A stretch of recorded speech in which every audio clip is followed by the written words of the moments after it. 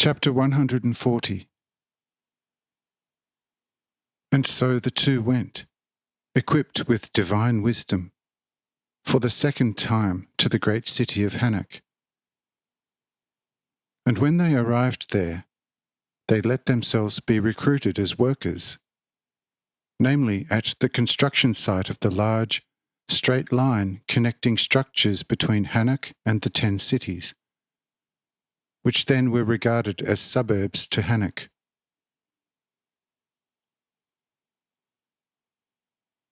These linear buildings consisted of 2 rows of double-storey houses seaming a broad street on both sides, and were protected on the outsides by a strong raised earth mound.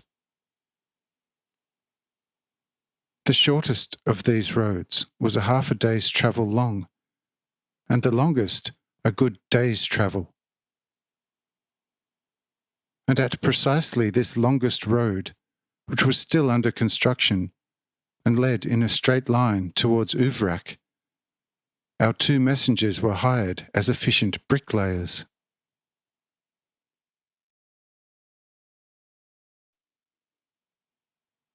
For their work, they did not receive any remuneration, since at these works the frontline service was already introduced. But as bricklayers, they had the right to be sustained by the common labourers.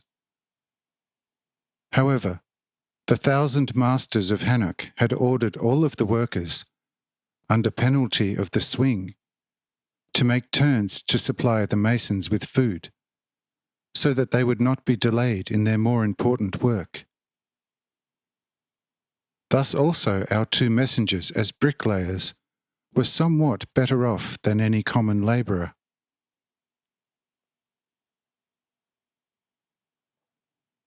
But as bricklayers they performed so well that they were noticed by the inspecting lords, because their buildings were so meticulously and evenly built, as if they had been cast.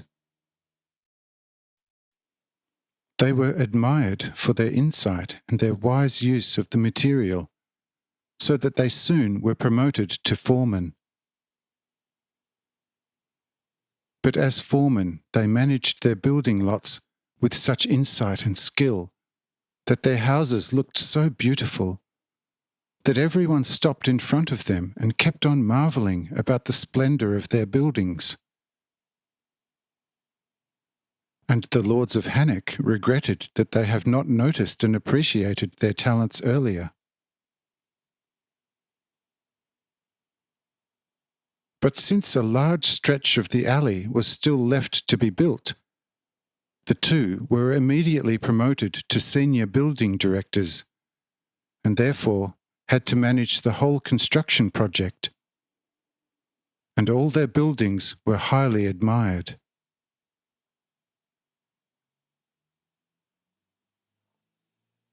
But when this monstrous construction project was completed in the course of 10 years, but of course with the help of several million hands, on which occasion thousands and thousands of people perished, partly from hunger, partly through ill treatment, and partly by not infrequent epidemic diseases, our 2 messengers were unanimously integrated into the council by all 1,000 lords, and were assigned the top leadership of all construction projects.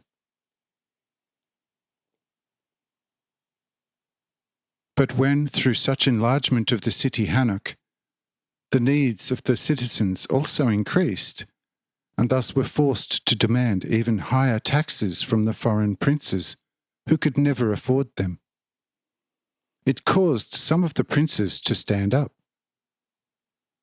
Some resisted violently, while others fled to foreign countries. And so Hanoch was facing the greatest disaster, and did not have any sources left whereby it at least could protect itself from famine. Here, the 2 main councillors were asked by the 1,000 lords what should be done in order to save the city. But the two postponed the answer to 7 days. For they said, "Great and important things need time for careful consideration. Therefore, we can only draw up the right plan after 7 days.